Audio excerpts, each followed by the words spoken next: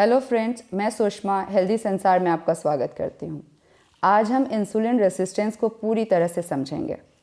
दोस्तों, डायबिटीज़ का केस बढ़ता जा रहा है। इसका सबसे बड़ा कारण है कि हम इसे शुरुआत में पहचान नहीं पाते। प्री डायबिटिक केस आइडेंटिफाई नहीं होता। हम डायबिटीज़ की पहचान के लिए फास्टिंग शुगर का टेस्ट करवाते हैं। यदि शुगर लेवल 120 के आसपास आता है तो हम समझ लेते हैं कि हमें डायबिटीज़ हो गया, जबकि इसकी सही पहचान इंसुलिन रेसिस्टेंस से की जाती है। जिनका शुगर लेवल 90 आ रहा है वो भी प्री डायबिटिक पेशेंट हो सकते हैं। यह भी संभव है जिनका शुगर लेवल 100 आ रहा हो वे सेफ हैं, उन्हें प्री डायबिटीज़ नहीं है। यह डिपेंड करता है इंसुलिन के लेवल पे। प्री डायबिटिक या डायबिटिक कंडीशन है, इसका पता लगाने के लिए इंसुलिन रेसिस्टेंस समझना होगा।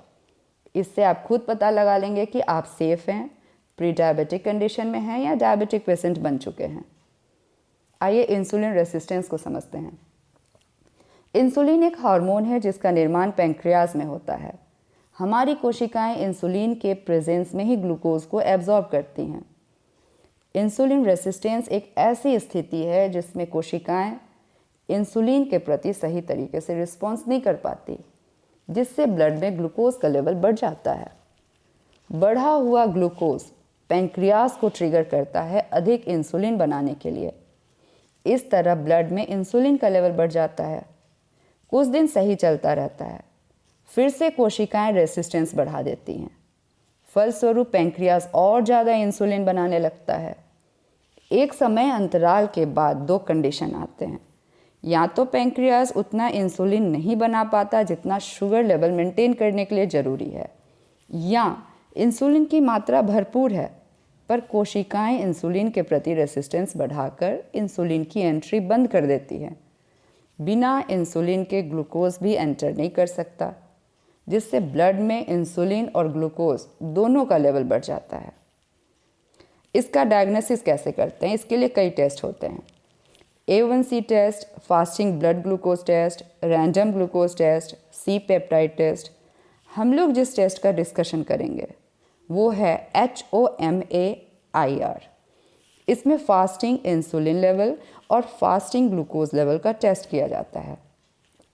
इसे एक फॉर्मूला के द्वारा निकाला जाता है।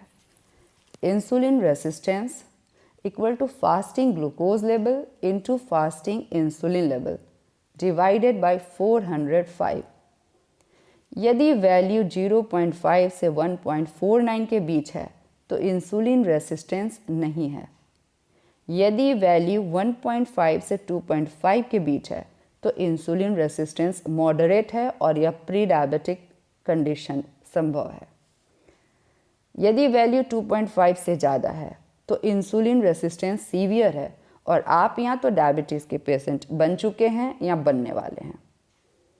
फास्टिंग ग्लूकोज लेवल और फास्टिंग इंसुलिन लेवल का टेस्ट करवाकर आप खुद इंसुलिन रेसिस्टेंस निकाल सकते हैं। लास्ट वीडियो में मैंने एग्जाम्पल के साथ इसे समझाया है।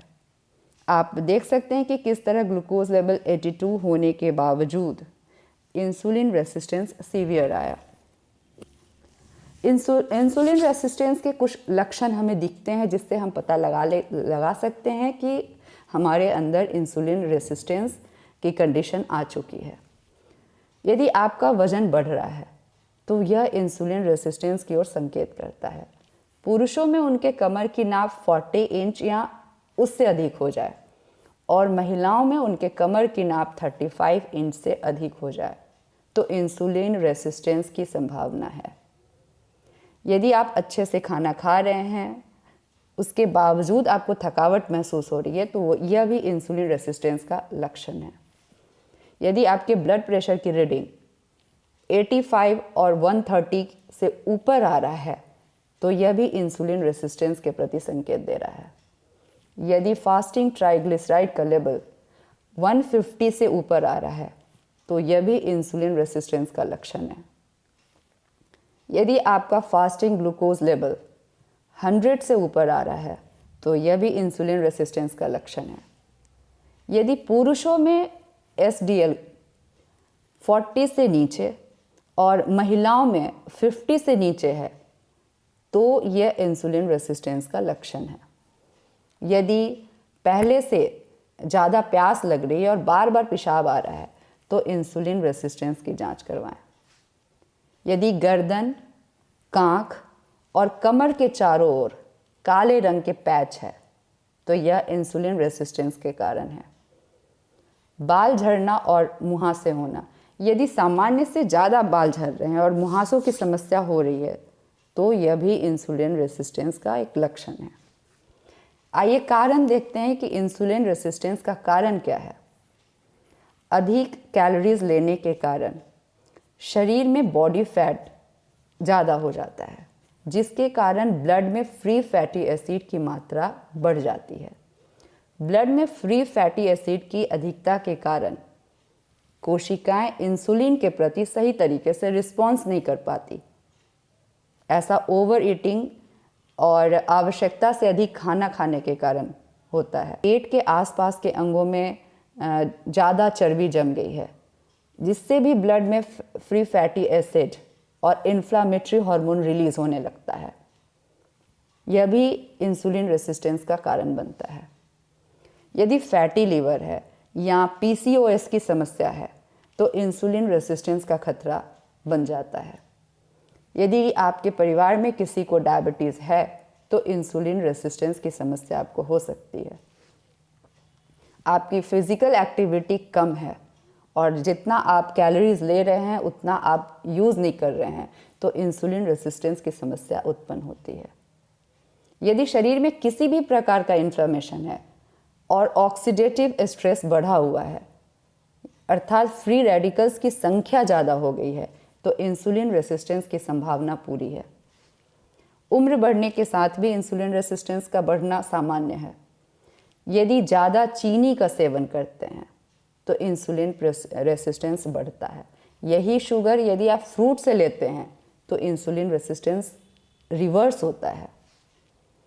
यदि आपकी नींद पूरी नहीं होती या आप बहुत देर से सोते हैं और आपका सोने और जगने का पैटर्न सही नहीं है तो यह भी इंसुलिन रेसिस्टेंस का कारण बनता है।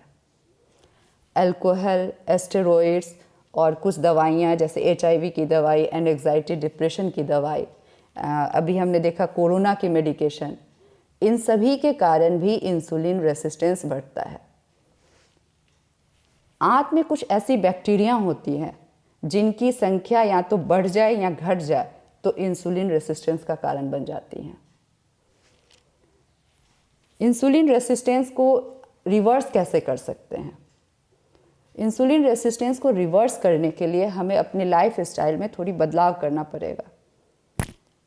इसके लिए एक्सरसाइज बहुत ज़रूरी है। फिजिकल एक्टिविटी को बढ़ाकर और नियमित एक्सरसाइज करके इंसुलिन रेसिस्टेंस को रिवर्स किया जा सकता है। व्यायाम तथा खान पान में बदलाव करके आप पेट की चर्बी को कम करके इसे रिवर्स कर सकते हैं।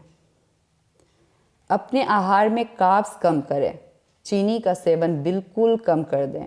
रोटी, चावल, दाल, आलू जैसी चीज़ें जिनसे ग्लूकोज बढ़ता है शरीर में, वो कम लेने से भी ये रिवर्स होता है। अपने आहार में ड्राई फ्रूट्स, फल, सलाद, कच्ची हरी सब्जी, कम ग्लाइसेमिक इंडेक्स वाले अनाज, अंडा और मछली शामिल करें। इससे भी इंसुलिन रेसिस्टेंस रिवर्स होता है। ओमेगा 3 फैटी एसिड का सेवन करें, जिससे ट्राइग्लिसराइड का लेवल कम होगा और ट्राइग्लिसराइड लेवल का कम होना इंसुलिन रेसिस्टेंस को रिवर्स की ओर ले जाता है। ऑक्सीडेटिव स्ट्रेस कम करने से भी ये रिवर्स होता है और ऑक्सीडेटिव स्ट्रेस कम करने के लिए ड्राई फ्रूट्स, फल, कच्ची हरी सब्जी और हर्बल चाय का सेवन करना पड़ेगा। पर्याप्त नींद लेना बहुत ज़रूरी है। अगर आप समय पर सो रहे हैं और 8 घंटे की पूरी नींद ले रहे हैं तो इससे भी इंसुलिन रेसिस्टेंस रिवर्स होता है। और बहुत ज़रूरी है कि आपको पता चल गया कि आपका इंसुलिन रेसिस्टेंस बढ़ रहा है तो आप डॉक्टर से संपर्क करें।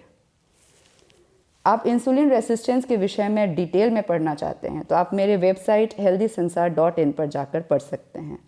लिंक मैंने डिस्क्रिप्शन बॉक्स में दे दिया है। नेक्स्ट वीडियो में मिलती हूँ ग्लाइसेमिक इंडेक्स और ग्लाइसेमिक लोड की डिटेल जानकारी के साथ ही डिफरेंट फूड आइटम्स के ग्लाइसेमिक लोड चार्ट भी बनाकर दूंगी।